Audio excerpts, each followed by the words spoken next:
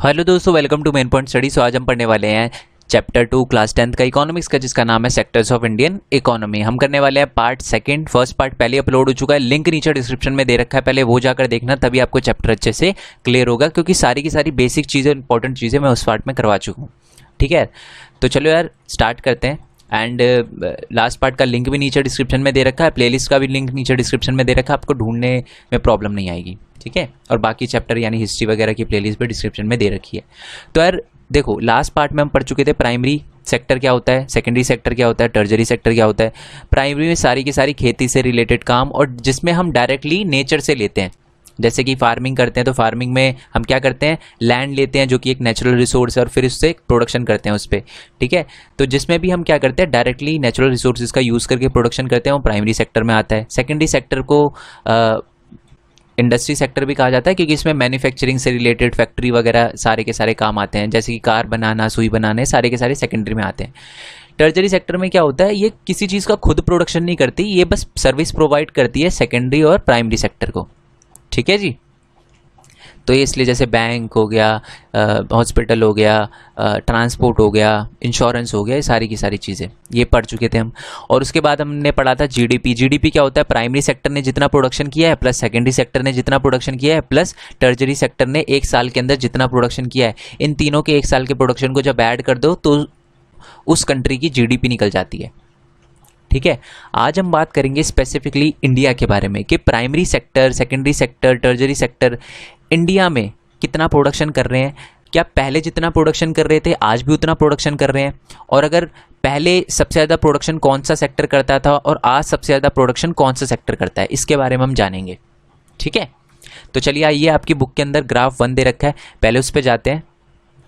चलिए जी, आपकी बुक के अंदर ये ग्राफ 1 दे रखे है, ये जीडीपी दे रखी है, यानी प्राइमरी सेक्टर, ये जो ब्लू में दिख रहा है ना आपको, ब्लू, ये प्राइमरी सेक्टर है। यानी उस टाइम है ना 1973 से लेकर 1974 में, यानी इस एक साल के बीच में सबसे ज़्यादा प्रोडक्शन हुआ था वो प्राइमरी सेक्टर में हुआ था। ठीक है, रेड कलर जो है रेड ही है, पिंक सा लग रहा है बट रेड ही है ये। ठीक है, ये है सेकेंडरी सेक्टर, और जो ग्रीन दिख रहा है वो है टर्जरी सेक्टर। ये चीज़ हमें क्लियर हो गई अच्छे से। ओके जी, अब ऑब्वियस सी बात है, तीनों सेक्टर में इंप्रूवमेंट आई होगी, तीनों सेक्टर में प्रोडक्शन इंक्रीज हुआ होगा।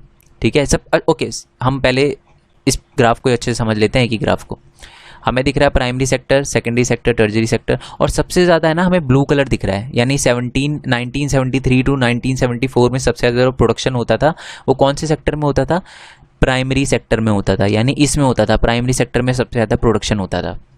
ठीक है, ये बात हमें समझ आ गई।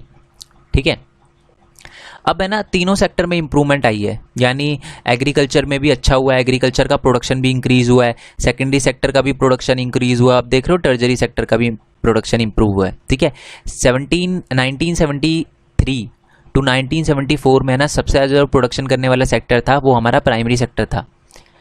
क्या 2013 से 2014 के बीच में भी क्या सबसे ज़्यादा प्रोडक्शन करने वाला सेक्टर प्राइमरी सेक्टर ही है? नहीं, सबसे ज़्यादा प्रोडक्शन करने वाला सेक्टर टर्जरी सेक्टर है।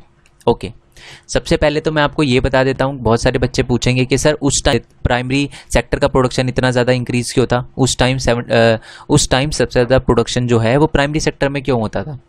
देखो यार, आप ये बात, आप इसका आंसर आप बहुत अच्छे से जानते हो, क्यों? क्योंकि आप देखोगे ना कि आपके दादा दादी, नाना नानी, या उस टाइम जितने भी लोग थे ना वो ज़्यादातर फार्मिंग ही किया करते थे। शहर तो अब बनना स्टार्ट हुए हैं, सिटीज़ वगैरह तो अब बनना स्टार्ट हुई है, पहले ज़्यादातर रूरल एरिया ही हुआ करता था, गाँव वगैरह ही हुआ करते थे, और वहाँ पर ज़्यादातर लोग फार्मिंग वगैरह ही किया करते थे। तो इसलिए ज़्यादातर जो प्रोडक्शन होता था उस टाइम प्राइमरी सेक्टर में होता था। ठीक है, बट आज की बात करें तो टाइम चेंज हो चुका है। आज क्या है, टेक्नोलॉजी का ज़माना है, सर्विसेज आ गई है, ऑनलाइन परचेज हम करते हैं, ट्रांसपोर्ट फैसिलिटी बहुत ज़्यादा अच्छी हो गई है। ठीक है, टूरिज़्म बहुत ज़्यादा, क्योंकि ये टूरिज़्म हो गया है, बैंक हो गया, सारी की सारी सर्विसेज हैं, और ये सर्विसेज आज हमारे इंडिया में सबसे ज़्यादा प्रोडक्शन जो होता है वो सर्विस सेक्टर में ही होता है। सॉफ्टवेयर वगैरह हम बनाते हैं, बीपीओज वगैरह हम प्रोवाइड करते हैं। ठीक है, बैंक। ठीक है, आज देखोगे ना उस टाइम ज़्यादातर लोग पढ़े लिखे भी नहीं होते थे, बट आज लोग पढ़े लिखे हैं। क्यों? क्योंकि आज हर जगह स्कूल, और स्कूल वगैरह किस में आते हैं, वो भी आपके टर्जरी सेक्टर में आते हैं, क्योंकि वो एक सर्विस प्रोवाइड ही कर रहे हैं। और अगर आप देखोगे हॉस्पिटल्स वगैरह, ठीक है, वो भी आपके किस में आते हैं, वो टर्जरी सेक्टर में आते हैं। पहले इतनी हेल्थ फैसिलिटी इतनी अच्छी नहीं हुआ करती थी, बट आज इतनी अच्छी है। ये हमें समझ आ गया। ओके, पहले तो इस ग्राफ के लिए कुछ क्वेश्चन दे रखे हैं तो उनका आंसर बताओ आप। पहले का क्वेश्चन है, जो फर्स्ट क्वेश्चन है, which was the largest producing sector in 1973 to 1974। अच्छा, मैं गलती से है ना 1793 भी बोल देता हूँ, गलती से मुंह से निकल जाता है, तो कंफ्यूज नहीं होना, ठीक है। वो 1973 टू 1974, अभी देखना मेरे से बीच में गलती हो जाएगी बोलने में, ठीक है, तो ध्यान रखना इस चीज़ का, कंफ्यूज नहीं होना आपको। ओके, तो इसमें सबसे ज़्यादा जो सेक्टर कौन सा ज़्यादा प्रोड्यूस कर रहा है, नीचे कमेंट बॉक्स में बताओ, ठीक है। एंड सेकंड क्वेश्चन है कि which was the largest producing sector in 2013 to 2014। इस टाइम में यानी 2013 में सबसे ज़्यादा प्रोडक्शन करने वाला सेक्टर कौन सा है, साफ पता चल रहा है, टर्जरी सेक्टर। नेक्स्ट क्वेश्चन है कि कैन यू से which sector has grown the most over the 40 years, यानी इन 40 सालों के बीच में सबसे ज़्यादा जो ग्रोथ करी है वो कौन से सेक्टर ने करी है, सबसे ज़्यादा जो प्रोडक्शन इंक्रीज हुआ है वो टर्जरी सेक्टर का हुआ है। नेक्स्ट है कि what was the GDP of the India in 2013 to 14। GDP क्या होता है, इन तीनों का सम, यानी जो अगर मैं 1973 टू 1974 की बात करूं तो ऑलमोस्ट 6 लाख करोड़ हुआ करती थी, 6 लाख करोड़ रुपीस हुआ करती थी। बट आज अगर हम अपनी जीडीपी देखें, यानी primary sector plus secondary sector plus टर्जरी sector, तो ये हो रहा ऑलमोस्ट 56 लाख करोड़, यानी 56 लाख करोड़ रुपीस, बहुत होता है यार, ठीक है। तो ये समझ आ गया। आपने एक चीज़ नोटिस करी होगी कि सबसे ज़्यादा जो इम्प्रूवमेंट हुई है वो टर्जरी सेक्टर में हुई है, ठीक है। ऐसा क्यों हुआ है, सबसे ज़्यादा इम्प्रूवमेंट टर्जरी सेक्टर में ही क्यों हुई है, सेकेंडरी सेक्टर या प्राइमरी सेक्टर में क्यों नहीं हुई, ये आपका मोस्ट इंपॉर्टेंट क्वेश्चन है। अब आ जाते हैं दोबारा नोट्स पे, वहाँ पे आपको आंसर दिखाता हूँ इनका। ओके जी, हम ग्राफ अच्छे से देख चुके थे, हमें क्या समझ आया कि rising importance of the टर्जरी sector in the production, जो टर्जरी सेक्टर में प्रोडक्शन बहुत ज़्यादा इंक्रीज हो रहा है। तो अब यही देखेंगे कुछ रीज़न जिनकी वजह से ऐसे क्यों है कि सबसे ज़्यादा जो प्रोडक्शन इंक्रीज हो रहा है वो टर्जरी सेक्टर का ही हो रहा है, ठीक है। इसके कुछ बेसिक रीज़न है, ठीक है। इंपॉर्टेंट क्वेश्चन है, देखो इंपॉर्टेंट लिखा हुआ है, तो आपको वीडियो ख़त्म होने से पहले, मेरे को नहीं पता वीडियो पॉज करके आप कितनी बार भी करो, बट वीडियो ख़त्म होने से पहले ये क्वेश्चन आपको अच्छे से लर्न होना चाहिए दोस्त। ये क्वेश्चन आता है, बहुत इंपॉर्टेंट क्वेश्चन है, इसलिए वीडियो पॉज करके इसको लर्न करो पहले, ठीक है। अभी है क्या, सबसे ज़्यादा जो प्रोडक्शन है वो टर्जरी सेक्टर में इंक्रीज़ क्यों हो रहा है, सबसे ज़्यादा प्रोडक्शन जो इंक्रीज़ हो रहा है वो टर्जरी सेक्टर में क्यों हो रहा है। पहला रीज़न है basic services like hospital, education, post and telegraph etcetera, ठीक है, बैंक वगैरह are the responsibility of the government and the government invest huge money on the basic services. देखो आपको पता है कि ये जो हॉस्पिटल है, एजुकेशन है, पोस्ट ऑफिस है, टेलीग्राम है, रोड्स हैं, बैंक है, इन सब की रिस्पॉन्सिबिलिटी गवर्नमेंट की होती है, और गवर्नमेंट बहुत ज़्यादा पैसा लगा रही है टर्जरी सेक्टर में, इन बेसिक सर्विसेज में, हॉस्पिटल वगैरह में, एजुकेशन वगैरह में। आप देखोगे अगर हॉस्पिटल में कोई भी प्रॉब्लम होती है ना, है ना, या एजुकेशन फील्ड में कोई भी प्रॉब्लम होती है तो सबसे पहले गवर्नमेंट पे उंगली उठाई जाती है कि यार हॉस्पिटल में ये सर्विसेज क्यों नहीं मिल रही, या एजुकेशन में ये क्यों फैसिलिटी नहीं मिल रही, है ना, या रोड ढंग से क्यों नहीं बन रही, बैंक ऐसा क्यों काम कर रहा है, सबसे ज़्यादा उंगली उठाई जाती है गवर्नमेंट पे। तो ये सारी की सारी बेसिक जो ज़रूरतें हैं ये पूरे करने का जो काम होता है वो गवर्नमेंट का होता है, और इसलिए गवर्नमेंट बहुत ज़्यादा पैसा टर्जरी सेक्टर में इन्वेस्ट कर रही है। और ऑब्वियस सी बात है, जब इतना सारा पैसा गवर्नमेंट टर्जरी सेक्टर में इन्वेस्ट कर रही है तो सबसे ज़्यादा प्रोडक्शन भी टर्जरी सेक्टर ही करके देगा, है ना। तो इसलिए टर्जरी सेक्टर सबसे ज़्यादा ग्रोथ हुई है टर्जरी सेक्टर में, ठीक है। पहला रीज़न ये था। दूसरा reason, demand for the services such as transport, trade, storage will increase with the development of the primary and secondary sector. ये सेकेंडरी है, नोट्स में ये चीज़ आपको सही मिलेगी, सेकेंडरी लिखा हुआ मिलेगा। नोट्स आपको पता ही है, टेलीग्राम चैनल ज्वाइन करोगे तो उसमें नोट्स का लिंक आपको मिल जाएगा जीपी लिंक से, आप वहाँ से डाउनलोड कर सकते हो नोट्स, ठीक है। फ्री है, कुछ पे करने की ज़रूरत नहीं है आपको, मेरे को, आप वहाँ पर जाके डाउनलोड कर सकते हो, ओके। एंड मैं पहले ही वहाँ पर नोट्स वगैरह भी अपलोड कर देता हूँ, और पहले ही बता देता हूँ कि नेक्स्ट वीडियो में क्या अपलोड करने वाला हूँ, तो आप वहाँ पर जाकर ज्वाइन कर सकते हो उसको, ठीक है। तो नेक्स्ट पॉइंट ये है कि ये जो सर्विसेज है, ट्रांसपोर्ट, ट्रेड और स्टोरेज, इनमें क्या हुआ है, इंक्रीज़ हुआ है। इनमें इंक्रीज़ क्यों हुआ है, जैसे जैसे प्राइमरी और सेकेंडरी सेक्टर में भी इंप्रूवमेंट हुआ है ना, वैसे वैसे सर्विस में भी इंप्रूवमेंट हुआ है। मैंने आपको देखो फर्स्ट पार्ट में एक चीज़ बताई थी कि प्राइमरी सेक्टर में मान लो बहुत ज़्यादा प्रोडक्शन हुआ है, किसका, गन्ने का अज्यूम करो, तो अब गन्ने को चीनी बनाने के लिए हम फैक्ट्री में लेकर कैसे जाएंगे, ट्रांसपोर्ट से, तो इसलिए ट्रांसपोर्ट सेक्टर भी बहुत ज़्यादा इंप्रूव हुआ है। अब इतना सारा गन्ना हमने उगा लिया है, ठीक है, तो हमें क्या है, इसको स्टोरेज करके भी रखना पड़ेगा, तो इसलिए हमने स्टोरेज हाउसेस बनाए हैं। तो वो किस में आते हैं, टर्जरी सेक्टर में। तो इसलिए पहला रीज़न ये था कि बेसिक सर्विसेज की वजह से, बेसिक सर्विसेज में गवर्नमेंट इतना पैसा लगा रही है जो कि टर्जरी सेक्टर में आता है, तो वो ऑब्वियस सी बात है कि इतना प्रोडक्शन ज़्यादा करके भी देगा। दूसरा रीज़न ये है कि प्राइमरी और सेकेंडरी सेक्टर में इंप्रूवमेंट आया ना, तो उसकी वजह से क्या हुआ, टर्जरी सेक्टर में भी ट्रांसपोर्ट, ट्रेड और स्टोरेज में भी इंप्रूवमेंट आया है। ठीक है। थर्ड जो रीज़न है वो ये है कि कुछ लोग की इनकम राइज हुई है। जैसे कुछ बड़े बड़े बिजनेसमैन हैं, उनकी इनकम जब बढ़ने लगी ना, तो कुछ उनकी डिमांड भी बढ़ने लगी। किस तरह की डिमांड, जैसे सर्विसेज लाइक टूरिज्म, घूमना फिरना स्टार्ट कर दिया, शॉपिंग करना स्टार्ट कर दिया, बच्चों को प्राइवेट स्कूल में भेजना स्टार्ट कर दिया, प्राइवेट हॉस्पिटल, तो ये सारे के सारे सर्विसेज में आते हैं। तो इसी वजह से अब लोगों की इनकम बढ़ी तो लोग घूमेंगे फिरेंगे भी, ठीक है, लोग शॉपिंग भी करेंगे, लोग प्राइवेट हॉस्पिटल में इलाज करवाएंगे और प्राइवेट स्कूल में बच्चों को पढ़ाएंगे। तो इसलिए ये रीज़न है कि जैसे जैसे लोगों की इनकम बढ़ी वैसे वैसे टर्जरी सेक्टर में भी प्रोडक्शन इंक्रीज़ हुआ। ठीक है, और टर्जरी सेक्टर सर्विसेज ज़्यादा होने लगी। ठीक है। नेक्स्ट है कि over the past decades or so, new services such as those based on the information and technology and communication have become important and essential. The production of these services has been rising rapidly. आपको पता ही है पिछले कुछ 10-20 सालों में है ना, जो सर्विस सेक्टर में एक तरह से बूम आया है, जो टेक्नोलॉजी है वो बहुत ज़्यादा इंप्रूव हुई है, जिसकी वजह से टर्जरी सेक्टर में भी इम्प्रूवमेंट आया है। अब आप बोलोगे कैसे, देखो पहले क्या कभी अब 1970 में, 1980 में क्या लोग ऑनलाइन परचेज करते थे? कोई चीज़ नहीं करते थे, समझ रहे हो। बट आज टेक्नोलॉजी की मदद से टर्जरी सेक्टर में बहुत ज़्यादा इंप्रूवमेंट इस वजह से भी आया है क्योंकि टेक्नोलॉजी बदल गई है और अब वो चीज़ें हमारे लिए बहुत ज़्यादा एसेंशियल हो गई है। ठीक है, ओके। नेक्स्ट पॉइंट है कि बैंकिंग और इंश्योरेंस भी हमारे लिए आज बहुत ज़्यादा ज़रूरी हो गया है। ठीक है, डीमोनेटाइजेशन के बाद तो लोग घर में पैसा रखते ही नहीं, बैंक में जमा करवाते हैं। ठीक है, ओके। लास्ट जो रीजन है एलपीजी। अब ये बोलोगे सर एलपीजी क्या है? गैस सिलेंडर की बात। मस्त जोक मारा रे, ये हंस रहे हलकट हंस। नहीं, एलपीजी है लिबरलाइजेशन, प्राइवेटाइजेशन, ग्लोबलाइजेशन। अब ये है क्या, 1991 में, याद रखना 1991 में गवर्नमेंट ऑफ इंडिया ने ना कुछ चेंजेस किए थे अपनी पॉलिसी में। ठीक है, पहले क्या होता था कि कोई भी कंपनी है ना, सारी की सारी गवर्नमेंट कंपनियां ही हुआ करती थी। यानी आज जो हम लाइफ इंश्योरेंस वगैरह इंश्योरेंस की इतनी सारी कंपनियां देखते हैं, पहले नीति सिर्फ एक ही थी और कोई दूसरी कंपनी आ भी नहीं सकती थी, समझ रहे हो।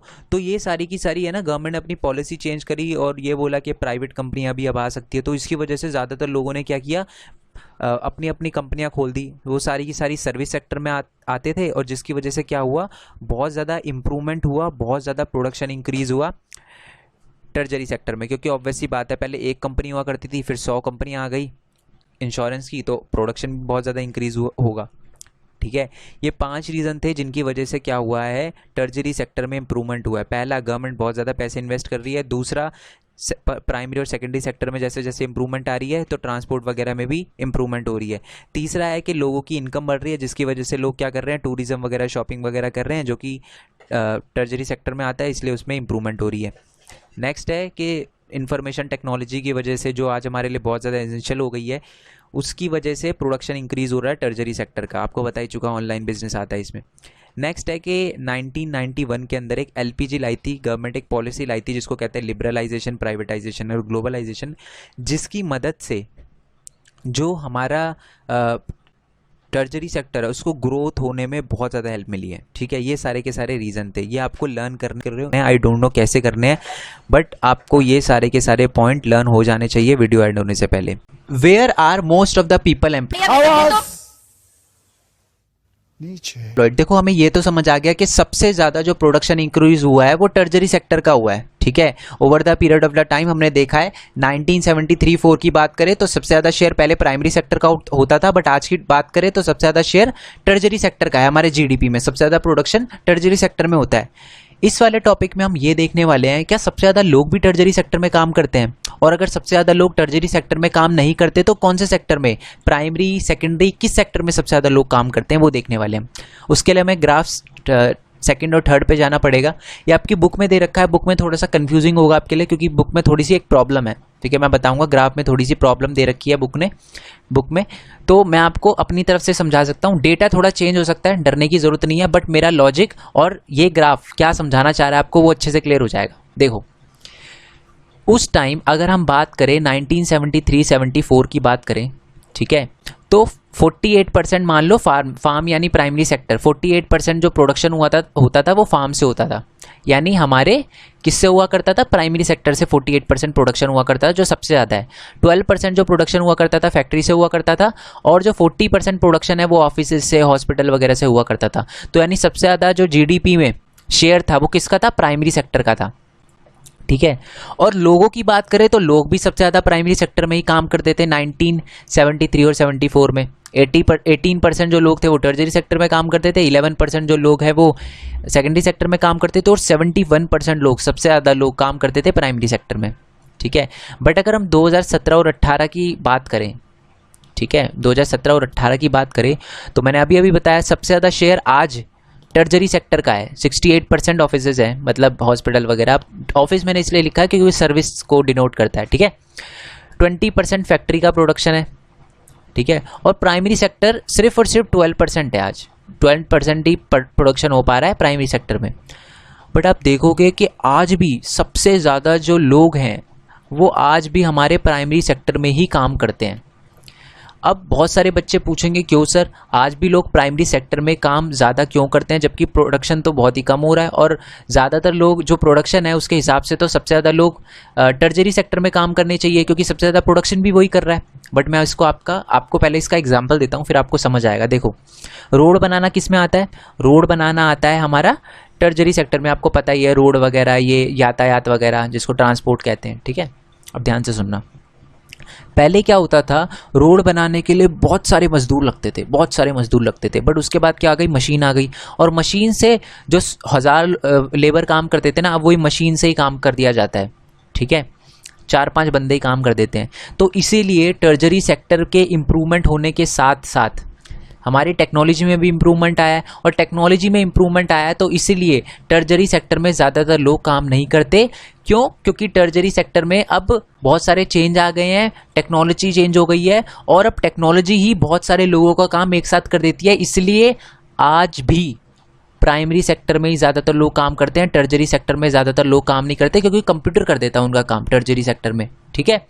आज भी रोड बनाने का काम हम ट्रैक्टर वगैरह से और रोड रोलर से कर देते हैं, ठीक है, लोगों की ज़रूरत नहीं पड़ती, ओके।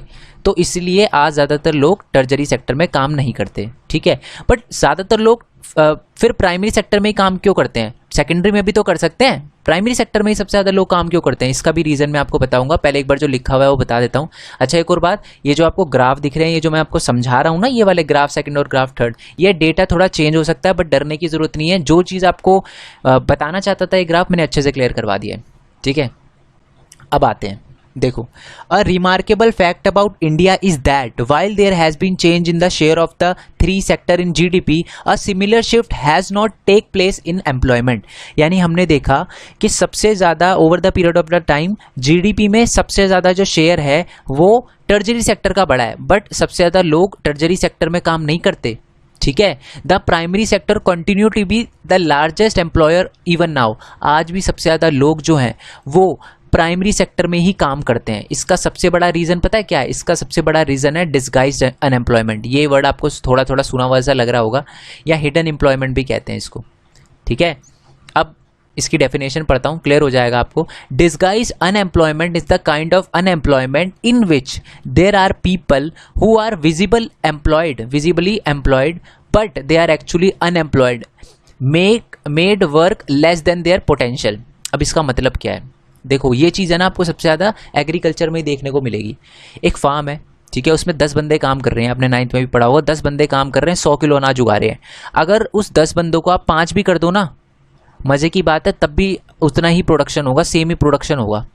तो जो 5 बचे हुए बंदे हैं ना, वो एक्चुअल में डिस्गाइज्ड हैं, डिस्गाइज अनएम्प्लॉयमेंट से पीड़ित है, क्योंकि उनके ना होने या होने से कोई फ़र्क नहीं पड़ता। ऐसा आप फैक्ट्री में नहीं दिखा सकते। क्यों? क्योंकि फैक्ट्री में काम होता है तो पता चलता है कि हाँ, इस बंदे ने इतना काम करा है, इसने इतनी चीज़ें बनाई है, इसने इतनी चीज़ें बनाई है। टर्जरी सेक्टर में भी है ना, ऑफिस में कितना काम हो रहा है, पर बंदे ने कितना काम किया, ये पता चलता है। बट ज़्यादातर आप देखोगे ना कि प्राइमरी सेक्टर में हमें डिस्गाइज्ड एम्प्लॉयमेंट देखने को मिलती है, अनएम्प्लॉयमेंट देखने को मिलती है, क्योंकि सारे के सारे फैमिली वाले मेम्बर क्या करते हैं? खेत पे ही खेती करते रहते हैं, ठीक है। अगर उनमें से हटाकर वो कुछ और काम कर लेना ठीक है, तो वहाँ से भी अर्निंग आ जाएगी। और आपको पता ही है जो फार्म है उस पर तो कोई फ़र्क नहीं पड़ेगा, बंदे कम होने से, 1 या 2 बंदे कम होने से जो प्रोडक्शन है उतना ही होगा।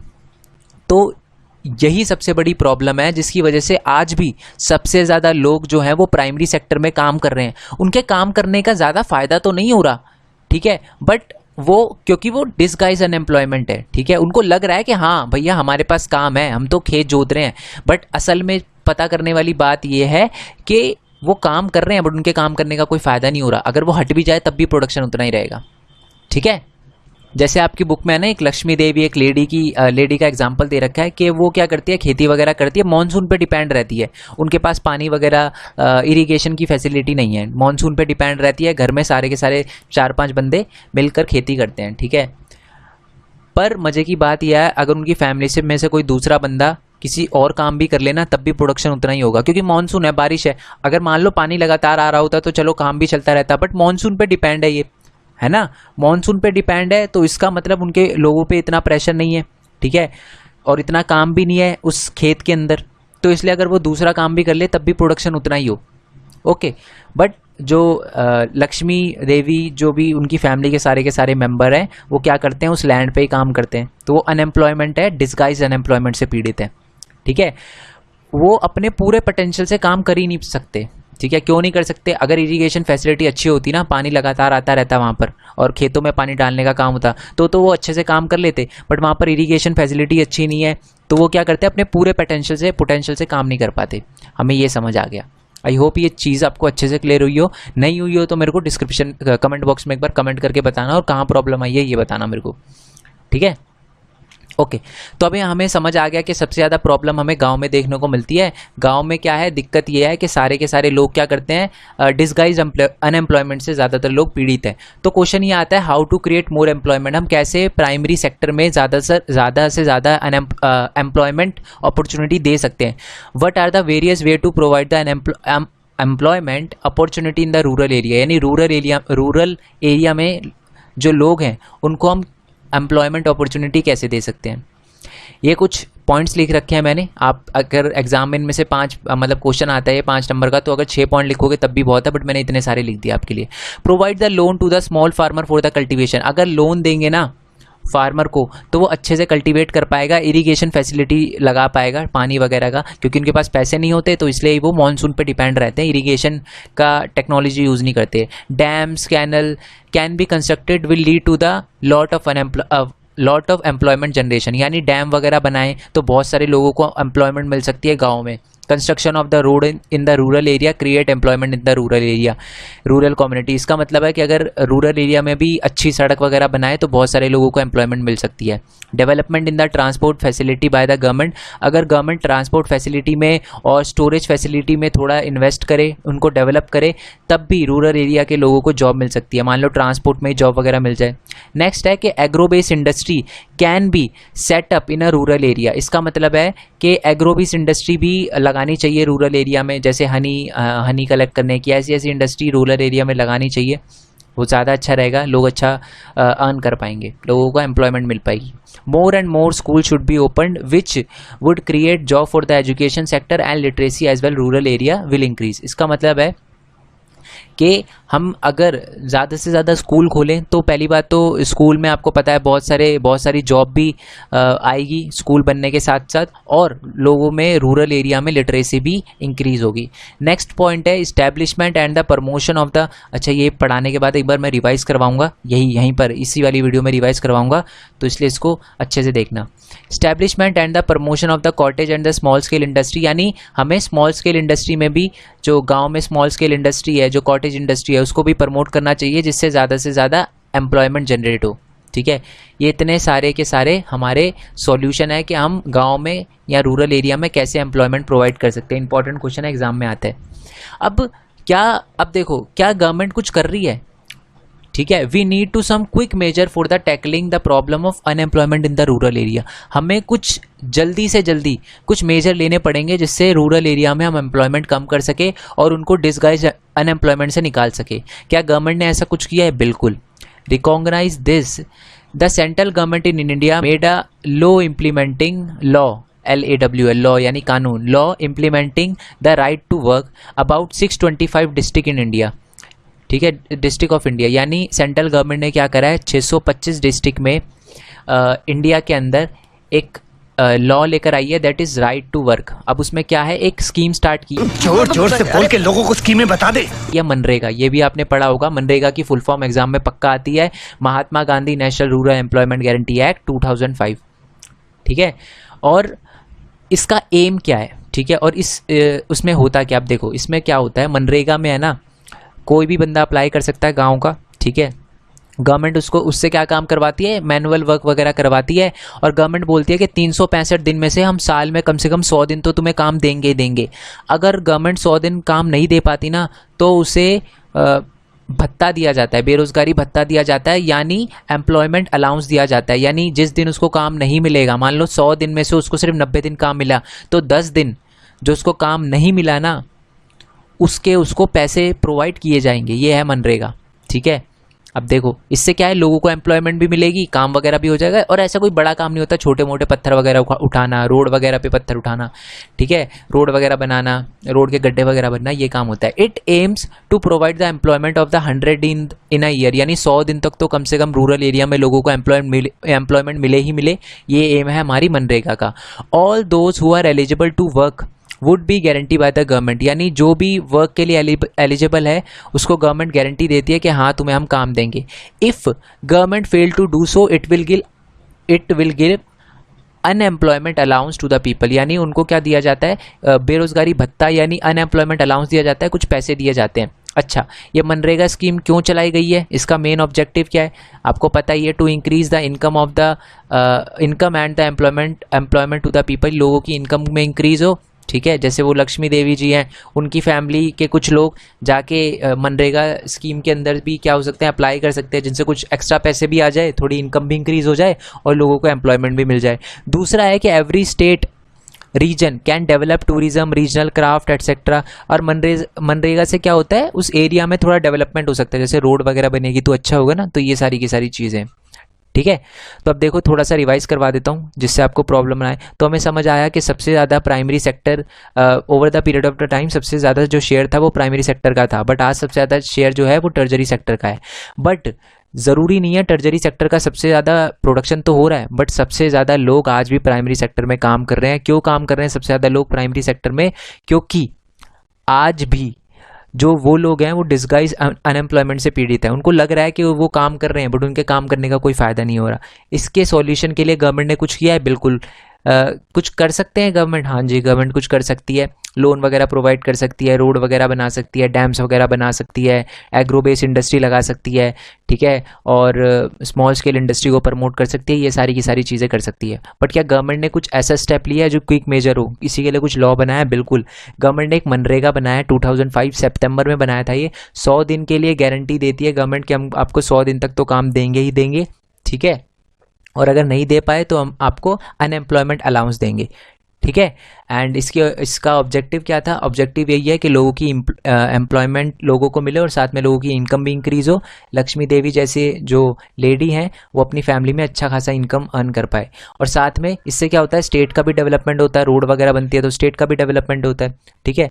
ओके यार, अभी तक के लिए इतना ही रखते हैं, बाकी मैं नेक्स्ट पार्ट जल्दी अपलोड कर दूंगा, ठीक है। वीडियो अच्छी लगी हो तो लाइक करना, चैनल को सब्सक्राइब करना, जितना हो सके इस वीडियो को शेयर करो यार, एक बच्चे तक ये वीडियो पहुंचनी चाहिए जो स्कूल वगैरह मतलब ट्यूशन वगैरह अफोर्ड नहीं कर सकता, या जो कर सकता है उसको भी, क्योंकि बहुत इंपॉर्टेंट है, आपको पता ही है। नोट्स के लिए आपको पता है टेलीग्राम चैनल आप ज्वाइन कर सकते हो। मेरे दूसरे चैनल को सब्सक्राइब करना मत भूलना, क्योंकि आपको पता है ये चैनल मोनेटाइज नहीं है, तो अगर उस चैनल पे मैं वीडियो अपलोड करता हूँ और वो मोनेटाइज हो जाता है तो इस चैनल की बहुत ज़्यादा हेल्प हो पाएगी। और साथ ही में मेरे इंस्टाग्राम और फेसबुक का लिंक भी दे रखा है यार, तो make sure you follow them also. तो क्यों यार? क्योंकि देखो मैंने ना चैनल मोनेटाइज नहीं है, कुछ प्रॉब्लम आ रही है, मेरा क्राइटेरिया पूरा हो चुका है, थैंक्स टू यू ऑल। मेरा क्राइटेरिया बहुत अच्छे से पूरा हो चुका है, 1000 सब्सक्राइबर से तो बहुत ज़्यादा हो गया, और साथ में मेरे आर भी कंप्लीट हो गए, बट मेरा चैनल मोनेटाइज नहीं हुआ, कुछ प्रॉब्लम है उसमें। तो मैं चाह रहा हूँ कि कुछ यूट्यूबर से बात करूँ, बट मैं उनको मैसेज करता हूँ तो उनका कोई रिप्लाई नहीं आता, क्योंकि मेरे इंस्टाग्राम पे 200 भी फॉलोअर नहीं है, तो यार उनको लगेगा कि ऐसे बोल रहा है। अब मैं लिखता हूँ 8000 सब्सक्राइबर, तो उनको यकीन ही नहीं होता। तो इसलिए मैं आपसे बोल रहा हूँ कि मेक श्योर आप उसको भी फॉलो करो, ठीक है यार। सो नेक्स्ट वीडियो के लिए स्टे ट्यून, तब तक के लिए थैंक यू सो मच। जय हिंद, जय भारत, वंदे मातरम। बाकी नोट्स के लिए आपको पता है टेलीग्राम चैनल आप ज्वाइन कर सकते हो, और अगर कोई दिक्कत आए नोट्स वगैरह डाउनलोड करने में तो आप मेरे को 9210522318 पे मैसेज कर देना। ट्राई करना कि मैसेज मेरे को करो तो पहले अपना नाम बताओ, और साथ में यार मेरे को प्लीज़ प्लीज़ प्लीज़ किसी भी व्हाट्सएप ग्रुप में आप मेरे को ज्वाइन मत करो, ठीक है। ऐसे फिर प्रॉब्लम आती है मेरे को भी और उन बच्चों को भी जिनको मैं फिर पर्सनली रिप्लाई नहीं कर पाता। ओके यार, थैंक यू सो मच।